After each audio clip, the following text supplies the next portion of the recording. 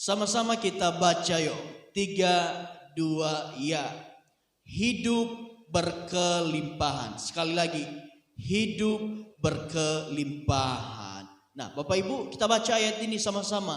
3, 2, ya. Yohanes 10 ayat 10b.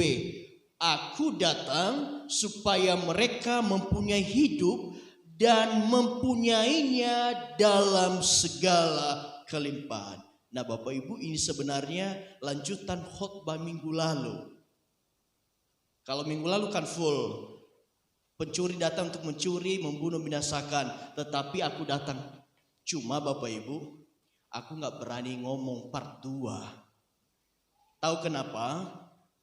Berapa bulan yang lalu saya bilang, tunggu ya part 2. Gak jadi Bapak Ibu, saya sakit. Jadi udahlah, gak usah ngomong-ngomong part 2. Kalau ada part 2, biarlah dia jadi part 2. Jadi untuk menghindari hal-hal yang tidak diinginkan. Jadi hari ini kita akan belajar bersama hidup berkelimpahan. Nah Bapak Ibu, apakah kita pernah merasa hidup ini kok sepertinya biasa-biasa saja? Hidup ini kok boring? Bapak Ibu, saya kasih contoh lagi istri saya, nanti dia ngomel sama saya. Tapi saya bilang ke dia, ya bagaimana lagi, setiap hari yang hidup dengan saya adalah Anda. Jadi wajar kalau jadi contoh. Iya ya, bisa ya. Iya. Bapak Ibu, pernah istri saya tanya saya begini, hidup ini ngapain sih? Pagi bangun, berangkat kerja, menjadi tua, dan setelah itu mati. Kayaknya hidup ini gak ada artinya. Dia berkata bahwa hidup ini suatu yang biasa-biasa aja, suatu yang flat. Bapak Ibu, pernahkah merasa demikian juga?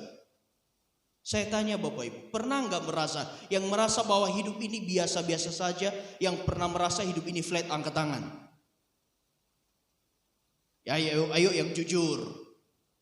Karena saya pun ada kalanya merasa seperti ini. Apa sih hidup ini? Capek kerja hanya untuk cari makan, setelah itu tidur, lama-lama kita jadi tua dan mati, udah. Bukankah hidup ini membosankan? Rutinitas kita lakukan setiap hari, berulang-ulang, dan kita merasa saya capek. Bapak Ibu, sering kali kita merasa dan berkata, saya capek menghadapi hidup ini. Belum lagi kalau ada masalah, belum lagi anak bilang uang sekolah, belum lagi habis susu anak, dan banyak macam hal yang akhirnya kita berkata, hidup ini menyiksa saya, hidup ini membuat saya terbelenggu, hidup ini membuat saya tidak bebas.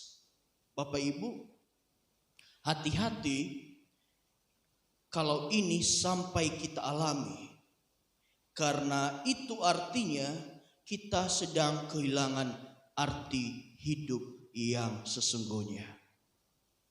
Bapak Ibu, kalau Anda merasa bahwa hidup ini flat, hidup ini tidak ada artinya, dan hidup ini semua sama saja, itu artinya kita kehilangan arti kita hidup. Bapak Ibu, Tuhan Yesus, Tuhan tidak akan menciptakan kita kalau hidup kita ini tidak ada artinya. Yang setuju katakan amin. Tentu Tuhan menciptakan kita begitu sempurna di antara ciptaan yang lain. Tujuannya apa? Supaya hidup kita ini berarti. Supaya apa? Hidup kita ini bermakna. Hidup kita berbeda dengan ciptaan yang lain Bapak Ibu. Kalau binatang, siapa yang punya peliharaan di rumah? Kucing, anjing, yang dia tahu apa? Makan, minum, tidur, ya sudah gitu-gitu aja. Sampai pada akhirnya dia mati, gak ada artinya. Tapi kita manusia punya arti hidup yang lebih dari itu. Bapak Ibu, umur kita manusia kurang lebih 70, 80 dan selesai. Bahkan sekarang 50 sudah selesai. Kalau dulu orang kena stroke tunggu umur 50 tahun Bapak Ibu. Sekarang nggak nunggu 50 tahun. Saya saksinya 29 tahun udah kena. Jadi hidup ini makin lama makin rapuh. Nah, tahukah Bapak Ibu, umur kita yang paling 60, 70, 80 adalah hidup yang sementara. Tetapi hidup kita yang sementara ini menentukan kita hidup dalam kekekalan, hidup dalam hidup yang berkelimpahan, atau kita hidup di dalam penghukuman yang kekal. Begitu pendek 60, 70, 80, tetapi itu menjadi patokan kita apakah kita layak untuk mendapat bagian, menjadi bagian hidup kekal bersama Bapa, atau dihukum menjadi penghukuman kekal. Nah, Bapak Ibu, Tuhan berkata, aku datang supaya mereka mempunyai sama-sama tuh, mempunyai hidup. Nah, pertanyaannya Bapak Ibu, apakah itu berarti kita mati? Kalau Tuhan sampai berkata, saya mau datang ke dunia, saya mau mati di kayu salib supaya mereka hidup. Apakah itu artinya sekarang kita adalah posisinya mati? Yang mati, angkat tangan.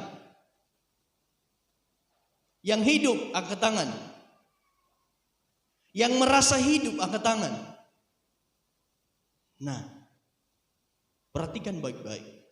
Tuhan berkata, aku mau supaya mereka memiliki hidup dan mempunyainya di dalam segala kelimpahan. Nah, Bapak Ibu, yang dimaksud Tuhan adalah bukan hidup kita secara jasmani, tetapi kita mati oleh karena kerohanian kita yang mati. Bapak Ibu, perlu Bapak Ibu tahu, kita ini bukan hanya hidup secara jasmani, tapi pertama kita hidup secara jasmani dan juga berhidup oleh karena apa? Rohani dan juga jiwa. Nah, posisinya kalau kita belum percaya Yesus, kita hanya hidup dalam dua karakter. Satu, hidup secara daging dan hidup secara jiwa. Bapak Ibu hidup yang sekarang, kemudian hidup secara jiwa, artinya Bapak Ibu bisa berpikir, bisa merasakan. Tetapi yang dimaksud Tuhan adalah kita mengalami kematian secara rohani. Kita boleh hidup berdasarkan tubuh, kita hidup oleh karena jiwa kita hidup. Tetapi satu hal yang paling penting adalah hidup rohani. Nah, itu yang Tuhan katakan, kamu mati. Kamu memang hidup, tapi sebenarnya kamu mati. Karena apa? Kamu hidup secara jasmani, tapi sebenarnya kamu itu mati secara rohani. Kita baca sama-sama Bapak Ibu. Efesus 2 ayat 1. Kamu dahulu sudah mati karena pelanggaran dan dosa-dosamu. Nah, Bapak Ibu tahu, Bapak Ibu Saudara, pada saat kita tidak menerima Yesus sebagai Tuhan dan Juru Selamat kita, dikatakan kita ini mati karena pelanggaran dan dosa-dosa kita. Mati rohani itu artinya apa Bapak Ibu? Mati rohani itu artinya apa? Mati rohani itu kita hidup secara jasmani, tapi mati atau sekarat rohani, atau mengalami keterpisahan, terputusnya hubungan kita dengan Tuhan. Mati rohani itu Bapak Ibu artinya kita mengalami keterpisahan dengan Tuhan. Mati rohani itu artinya kita tidak punya hubungan dengan Tuhan. Tapi saya percaya semua yang ada di tempat ini tidak ada yang mati rohani. Amin. Amin. Semuanya hidup secara jasmani, hidup, amin. Hidup secara jiwa, punya jiwa, amin. Dan paling penting, engkau punya hidup secara rohani. Jangan hanya mementingkan saya hidup kok, saya bisa nafas, saya bisa berpikir, tapi jangan sampai engkau tidak punya hubungan dengan Tuhan. Yang paling harus dijaga adalah punya hubungan dengan Tuhan. Karena jasmani dan jiwa hanya bertahan sampai 60, 70, 80. Tetapi hidup rohani itu berlakunya dari 60, 70, 80 sampai kepada kehidupan yang kekal. Jadi Bapak Ibu, kalau kita hanya menjaga hidup jasmani kita, berarti kita hanya sedang berjuang untuk hidup kita yang sementara di dunia ini. Tapi kalau kita menjaga, kita punya hubungan dengan Tuhan, kita sedang mengerjakan sesuatu yang besar dalam hidup kita supaya kita beroleh hidup yang kekal. Mati rohani artinya apa Bapak Ibu? Keterpisahan hubungan dengan Tuhan. Apa akibatnya kalau kita terpisah dengan Tuhan?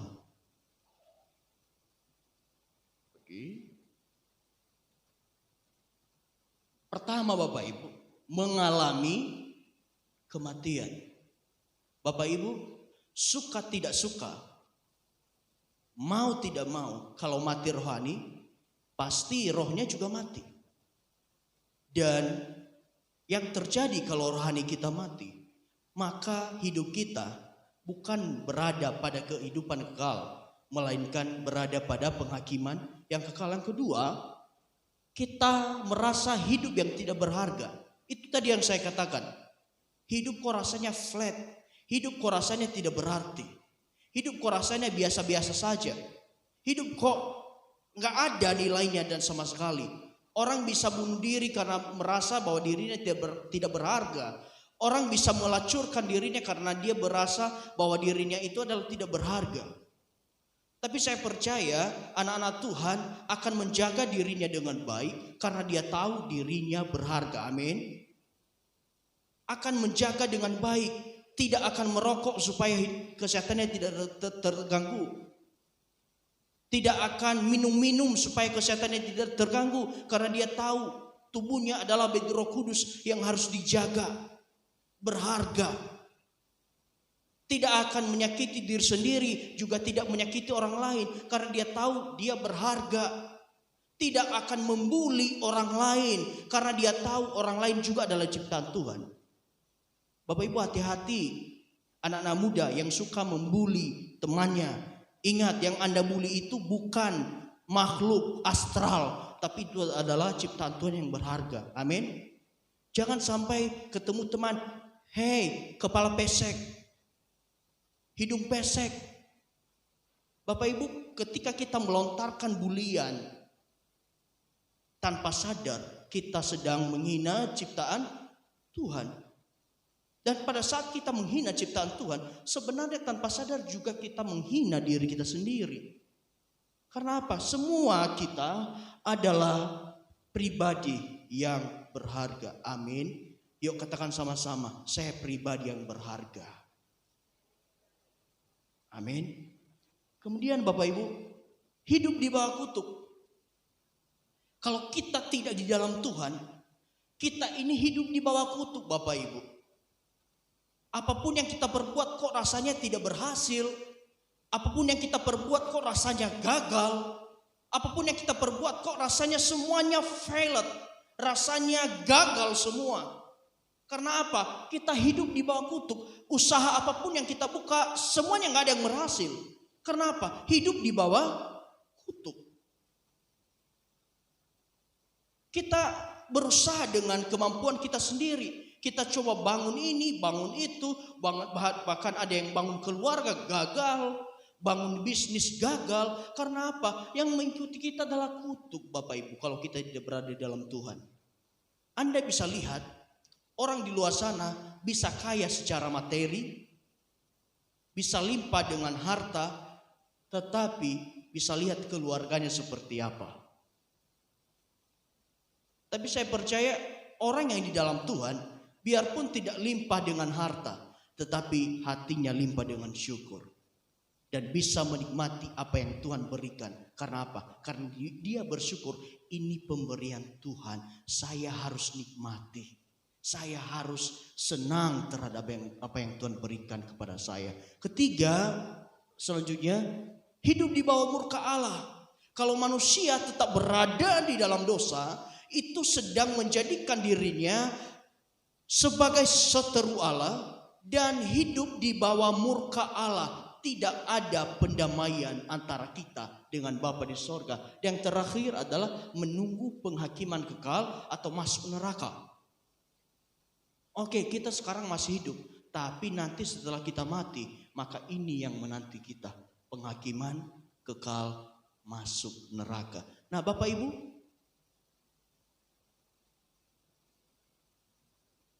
Roma 3 ayat 25 dikatakan, Kristus Yesus telah ditentukan Allah menjadi jalan pendamaian karena iman dalam darahnya.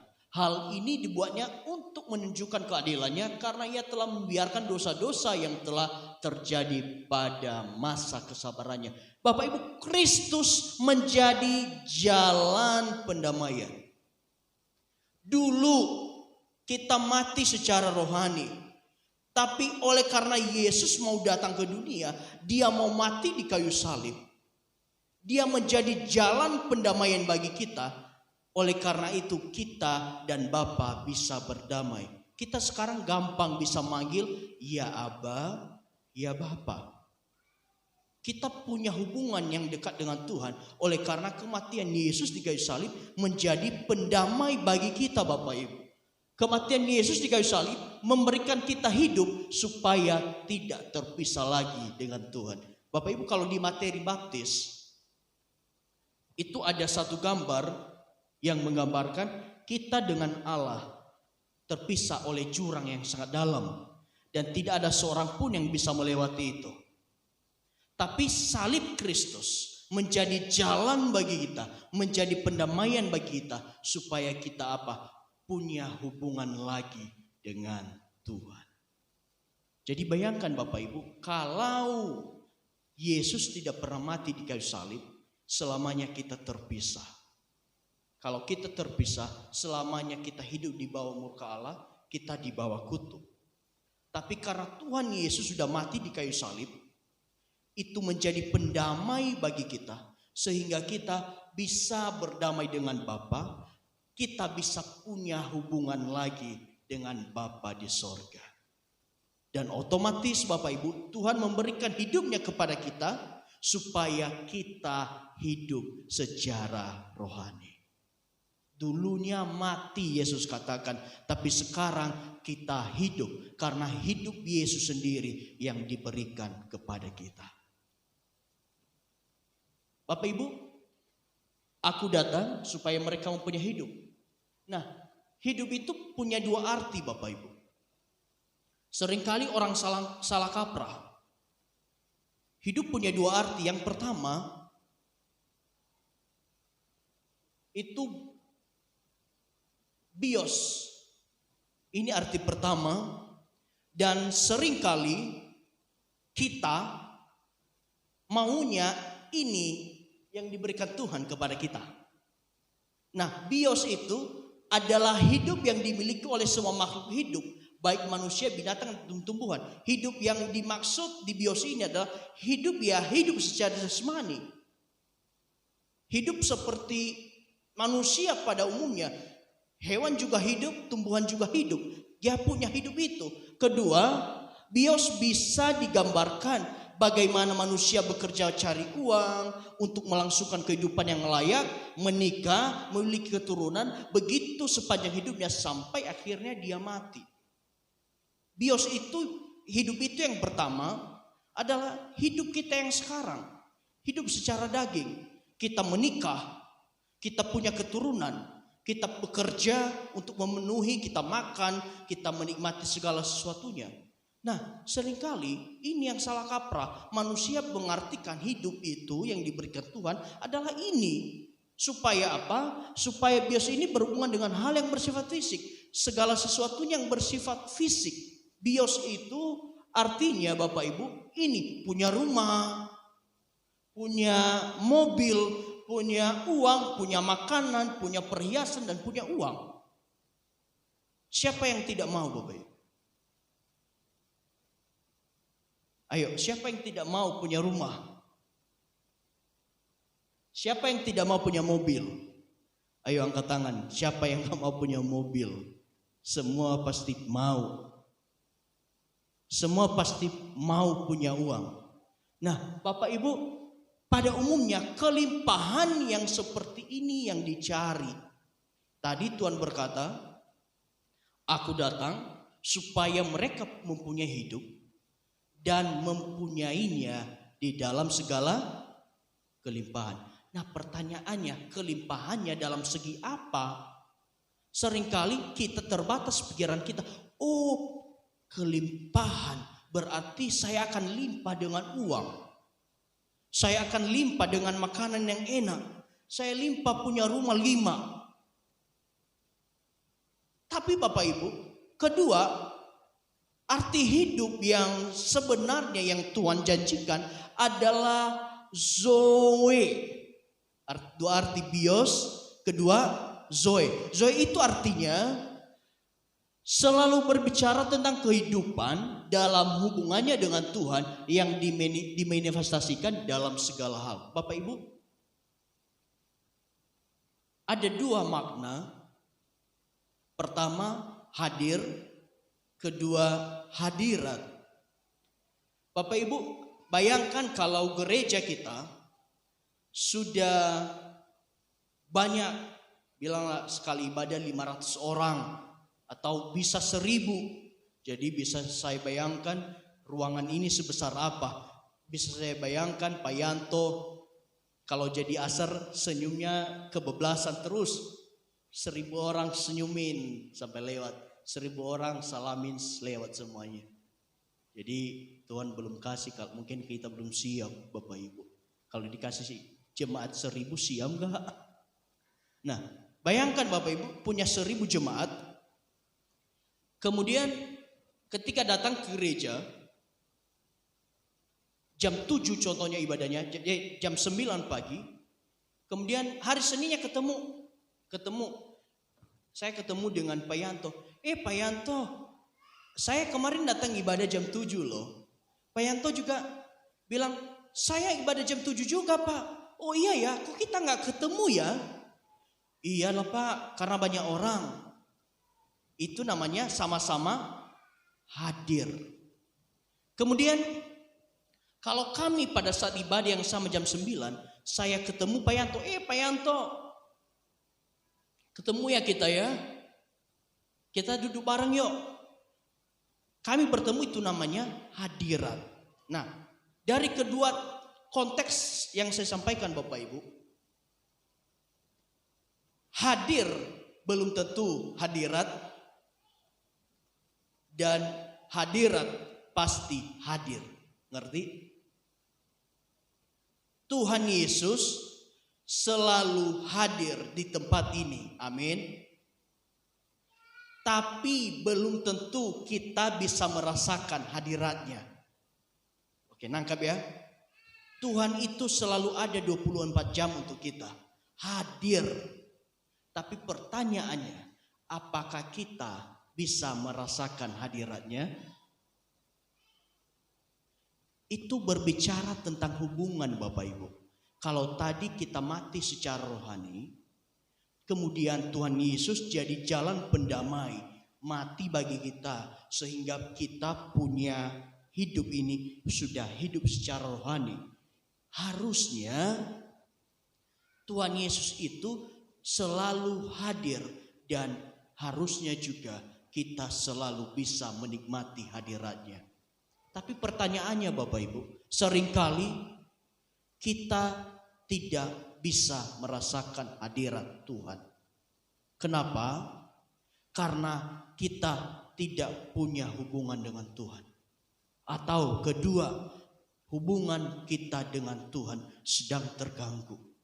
Jadi Bapak Ibu, kalau kita hanya menyanyi, hanya menyembah sekedar nyanyi, Tapi tanpa merasakan hadirat Tuhan, itu adalah puji-pujian yang biasa. Lagu-lagu yang mati, lagu-lagu yang biasa. Tapi pada saat kita bisa merasakan hadirat Tuhan itu, karena kita punya hubungan dengan Tuhan, itu bisa kita merasakan hadirat Tuhan. Amin. Bapak Ibu, harapan saya sebagai pengerja di tempat ini, Bapak Ibu bukan cuma sekedar hadir di tempat ini. Gak hanya datang, duduk, diam, udah pulang. Tapi terlebih daripada itu, Anda hadir dan Anda juga bisa merasakan hadirat Tuhan. Sama seperti yang saya rasakan, sama seperti orang-orang yang orang lain rasakan, tidak ada terkecuali, semua merasakan hadirat Tuhan. Pada saat engkau bernyanyi, aku mengasihi Engkau Yesus dengan segenap hatiku, itu benar-benar keluar dari hatimu yang paling dalam yang mengasihi Tuhan. Bukan hanya sekedar engkau sedang bernyanyi, aku mengasihi, tapi hatimu tidak ada pada Tuhan. Kalau engkau berkata, tak usah ku takut, sebab kau sertaku. Tak usah ku bimbang, kau di dalamku. Tak usah ku cemas, kau penghiburku. Bapak Ibu, itu bukan hanya sekedar nyanyian, tapi engkau benar-benar merasakan hidup saya dipelihara Tuhan. Saya mau bersyukur, hidup saya gak perlu khawatir, karena saya tahu Yesus pegang hidup saya. Bapak Ibu, setiap pujian yang kita nyanyikan harus kita bisa rasakan dalam hubungan kita dengan Tuhan. Amin. Sama seperti saya dengan istri saya. Saya gak bisa hanya berkata I love you, tapi sebenarnya saya tidak cinta. Tapi pada saat saya katakan kepada istri saya I love you, karena saya sungguh mengasihi Bapak Ibu. Gak mungkin saya katakan ke Pak Yanto I love you. Aduh, gak mungkin saya katakan ke Pak Yanto I love you Pak Yanto. Pak Yanto bilang Pak Puli belok. Tapi saya berkata kepada istri saya I love you, karena saya sungguh-sungguh mengasihi dia. Itu berasal dari hati saya yang paling dalam. Bapak Ibu, saya ditanya sedikit, Bu Yanto, apakah sudah mendengar dari Pak Yanto I love you atau tidak? Ini berapa bulan yang lalu sempat saya tanya. Saya lihat apakah ada pertobatan atau tidak. Tak ada. Haleluya. Pak Yanto, silakan Pak Yanto. Ya, nanti itu urusan di rumah. Nah, Bapak Ibu, Zoe berbicara tentang bagaimana hubungan kita dengan Tuhan. Atau ekstrimnya Zoe adalah hidup yang selalu berhubungan dengan hal rohani. Bagaimana hidupmu limpah dengan syukur. Amin. Bagaimana hidupmu hidup limpah dengan sabar. Amin. Bagaimana hidupmu limpah dengan hubungan yang manis dengan Tuhan. Itu yang Tuhan mau. Bapak Ibu, Tuhan tidak mati di kayu salib untuk memperkaya saudara. Amin. Tuhan tidak mati untuk memberikan rumah, memberikan mobil, memberikan uang. Tapi terlebih daripada itu Tuhan mati supaya kita punya hidup secara rohani, melimpah secara rohani. Bagaimana supaya sederhananya Zoe itu adalah hidup seperti Yesus hidup. Amin. Bapak Ibu, ketika manusia jatuh dalam dosa, maka yang terjadi adalah rusak gambar diri, kerusakan karakter Kristus hilang dari diri kita. Tuhan Yesus mati di kayu salib, satu tujuannya, supaya apa? Hidup kita ini kembali ke track yang benar. Supaya apa? Supaya hidup kita kembali lagi seperti Yesus. Itu tujuan Yesus mau datang ke dunia. Itu tujuan Yesus yang mau mati di kayu salib supaya kita hidup secara rohani. Bapak Ibu, nah,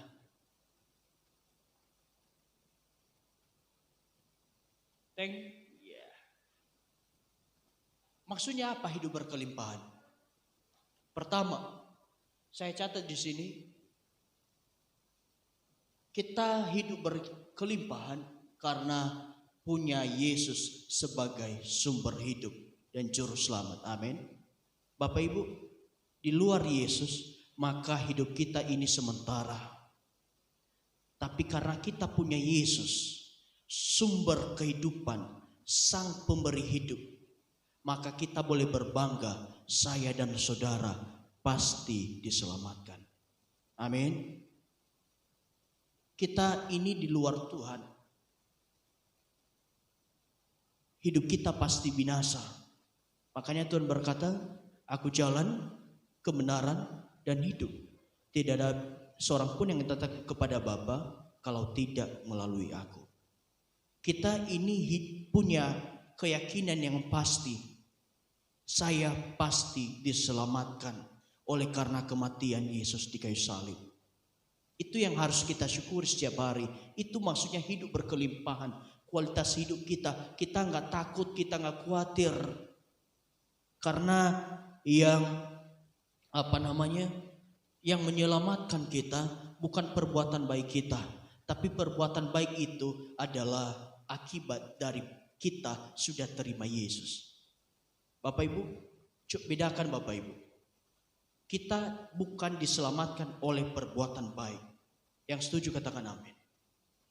Tapi kita berbuat baik karena kita sudah diselamatkan sebagai wujud daripada pertobatan kita, sebagai wujud dari kita sudah terima Yesus, maka kita menghasilkan perbuatan baik di dalam kehidupan kita.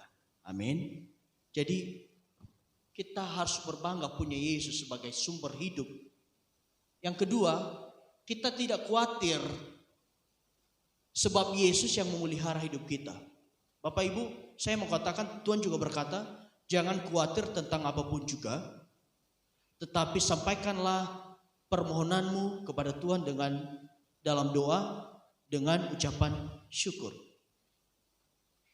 Orang yang di luar Tuhan mengkhawatirkan apapun dalam hidupnya. Besok makan apa, hidup anak-anak saya bagaimana, pekerjaan saya gimana. Tapi saya percaya Bapak Ibu, orang yang hidup di dalam Tuhan, hidupnya sudah tinggal di dalam Tuhan, tidak lagi khawatir karena dia tahu masa depan anak-anak saya percaya dijamin oleh Tuhan. Mereka pasti punya masa depan yang indah. Saya tidak khawatir tentang hidup saya karena saya tahu Tuhan pasti jaga dan pelihara hidup saya. Saya tidak khawatir tentang apa yang dimakan besok karena saya yakin percaya Tuhan pasti penuhi kebutuhan saya. Bapak Ibu, orang yang khawatir, orang yang bimbang berarti sedang meragukan kuasa Tuhan. Tapi orang yang setiap hari punya rasa syukur, punya kepercayaan kepada Tuhan, hidupnya akan enak. Tuhan, saya buka usaha, saya hanya membuka Tuhan, tapi saya percaya Tuhan memberkati usaha ini. Nggak bertindak sebagai pemilik penuh, tapi percaya Tuhan yang memberkati usaha itu. Jadi nggak repot Bapak Ibu. Sebenarnya hidup di dalam Tuhan itu adalah hidup yang paling enak. Karena seluruh hidup kita ada di dalam kendali Tuhan. Amin. Jangan khawatir, jangan bimbang, hidupmu ada di dalam kendali Tuhan. Percaya saja, serahkan kekhawatiranmu kepada Tuhan. Yang ketiga Bapak Ibu, hidup di bawah berkat bukan kutuk. Bapak Ibu, percaya Bapak Ibu. Setelah kita terima Yesus, hidup kita sekarang adalah hidup di bawah berkat, bukan di bawah kutuk. Jadi saya yakinkan Bapak Ibu, tidak ada kutuk atas anak-anakmu, tidak ada kutuk atas keluargamu, tapi keluargamu, anak-anakmu, segala usahamu hidup di bawah berkat Tuhan. Karena apa? Kita sudah terima Yesus. Segala kutuk kita sudah Tuhan tanggung di kayu salib. Jadi sekarang kita boleh berbangga bahwa hidup kita, tadi kita nyanyikan lagunya, aku diberkati, aku dilimpahi. Kita percaya dengan iman bahwa hidup kita pasti diberkati karena Yesus yang memberkati kehidupan kita. Yang terakhir Bapak Ibu, kita punya kepastian hidup kekal bersama Bapa di sorga. Makanya kalau ditanya, dan Paulus berkata, Mati adalah keuntungan, hidup bagi Kristus. Bapak Ibu, bagi orang Kristen, kematian itu bukanlah ketakutan. Amin. Tapi kematian adalah jalan kita untuk boleh beroleh hidup yang kekal dalam Tuhan. Jadi betapa berharganya hidup kita, supaya hidup kita ini kita jaga dengan baik.